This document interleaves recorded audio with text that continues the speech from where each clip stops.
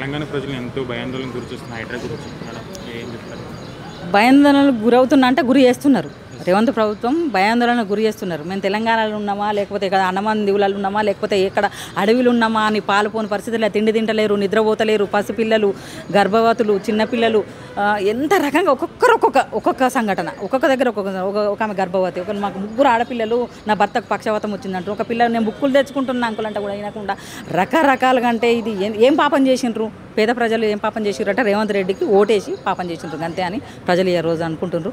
ఈరోజు చాలా భరోసాతోని వాళ్ళకు ఒక తప్పు చేసినాము, మేము ఎంత తప్పు చేసి ఓటేసి ఇలా కాంగ్రెస్కి వేసినామన్న ఒక తప్పు తెలుసుకొని ఇలా బాధతోని ఒక తల్లిగారి ఇంటికి వచ్చినట్టు ఇలా తెలంగాణ భవన్కి వచ్చారు. పాపం బాధ్యులు పొద్దున్నే ఎర్లీ మార్నింగే వచ్చిండ్రు. అంతే వాళ్ళు ఎంత భరోసాతోని ఎంత బాధతోని వాళ్ళు వచ్చిండ్రో అంత రెట్టింపు సంతోషంతో వాళ్ళు బయటకు వెళ్ళిండ్రు. ఎందుకు అంటే బీఆర్ఎస్ పార్టీ మాకు అండగా ఉన్నది. నాయకులు చెప్పిండ్రు, మాజీ మంత్రి వర్యులు హరీష్ రావు గారు, సబితాయన్ రెడ్డి గారు, కేసీఆర్ గారు ఆదేశాల మేరకు వాళ్ళు ఒక భరోసా ఇవ్వడం జరిగింది. మేము కోర్టు పోవడానికి, న్యాయంగా కొట్లాడడానికి మీరు కూడా ₹1 పెట్టుకోకండి, మేమే పెడతాం. లీగల్ సెల్ ఉంటుంది బీఆర్ఎస్ భవన్లో, 24 గంటలు ఉంటుంది. నంబర్లు ఇచ్చిండ్రు, ఒక 4-5 నంబర్లు ఇచ్చిండ్రు. 24 గంటలు మీరు ఎక్కడన్నా ఏ నంబర్ అయినా వేయండి. ఫస్ట్ హైడ్రా కంటే ముందు బీఆర్ఎస్ ఉంటుంది. అక్కడ లీగల్ సెల్ ఉంటుంది, నాయకులు ఉంటారు, కార్యకర్తలు ఉంటారు, ప్రతి ఒక్కరు వాళ్ళకి మేము అండగా ఉంటాం. హైడ్రా గురించి మంత్రులు, ఎమ్మెల్యే ఏం మాట్లాడలేదు కదా, కాంగ్రెస్ ఎమ్మెల్యేలు కానీ మంత్రులు కానీ దాని గురించి స్పందన వాళ్ళు చేయరు. వాళ్ళు ఒక్కొక్క శాఖలో ఒక్కొక్కరు కమిషన్లు ఏరుకునే బిజీలు ఉన్నారు. వాళ్ళు మాట్లాడడానికి సిద్ధంగా లేరు.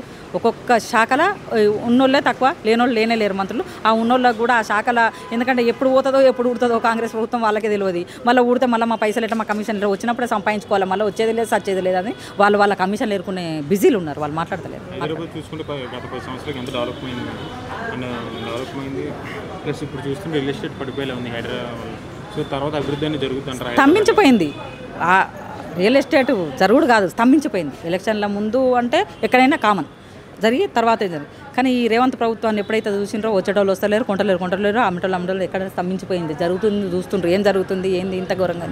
ఎప్పుడైతే 10 ఏళ్ళలో ఎంత పచ్చగా, ఎంత ధైర్యంగా, ఎంత సంతోషంగా ప్రజలు ఉన్నారో, ఈరోజు పేదలు ప్రతి ఒక్కరు ఇప్పుడు అర్ధరాత్రి శనివారం ఆదివారం వచ్చిందంటే నిద్రపోతలేరు, ఇంట్లో ఎవరు నిద్రపోతలేరు. ఎక్కడ బఫర్ జోన్లు ఉన్నదా, ఇక్కడ ఉన్న అనుమానం వచ్చిన వాళ్ళు ఎప్పుడు వస్తారో ఎందుకంటే నోటీసులు ఇస్తలేరు. పెద్దోళ్ళకి మాత్రమే నోటీసులు ఇస్తుంది రేవంత్ ప్రభుత్వం, పేదోళ్ళకి ఇస్తలేదు. కాబట్టి ఇది పేదోళ్ళ ప్రభుత్వం కాదు, పెద్దోళ్ళ ప్రభుత్వం. హై డ్రామా చేస్తున్నాడు. ఇచ్చిన హామీలు ఎక్కడైతే ప్రజలు నిలదీస్తారో అని ఇప్పుడు ఒక డైవర్ట్ పొలిటిషియన్ అయిండు రేవంత్ రెడ్డి.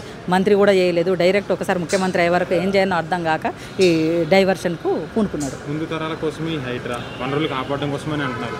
ముందు తరాలకు హై డ్రామా అయితే పేదోళ్ళకు కాదా, మరి పేదోళ్ళది ప్లేస్ కాదా, పేదోళ్ళది ఇల్లు పెద్దోళ్ళది కాదా, వాళ్ళ అన్నది కాదా, వాళ్ళ అన్నది ఎందుకు, వాళ్ళ అన్నకు ఎందుకు నోటీస్ ఇచ్చినావు, పేదోళ్ళకి ఎందుకు ఇవ్వలేదు?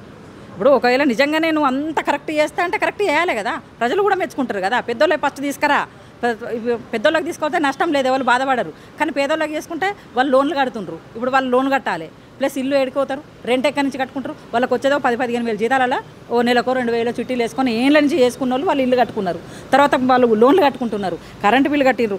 ఎవరైతే పర్మిషన్ ఇచ్చిండ్రు, ఎప్పుడెప్పుడు ఇచ్చిండ్రు, ఎవరు ఇచ్చిండ్రు, మరి వాళ్ళకి ఏం న్యాయం చేయాలి, ఎక్కడ చేస్తే న్యాయం ఉంటుంది, ఎన్నేళ్ళ నుంచి ఉన్నారు. ఇది ఏది సర్వే చేయకుండా, ముందస్తు ఏ చర్య తీసుకోకుండా నువ్వు డైరెక్ట్ అర్ధరాత్రులు అపరాత్రి అనకుండా వచ్చి పిల్లలతో, సంటి పిల్లలతో, గర్భవతులను బయటకేస్తే, ఇప్పుడు ఒక గాంధీ హాస్పిటల్లో ఒక సోదరి మన చనిపోయింది. హైడ్రా ఎక్కడొచ్చినా ఇల్లును కూడా కొడుతారు అని చనిపోయింది.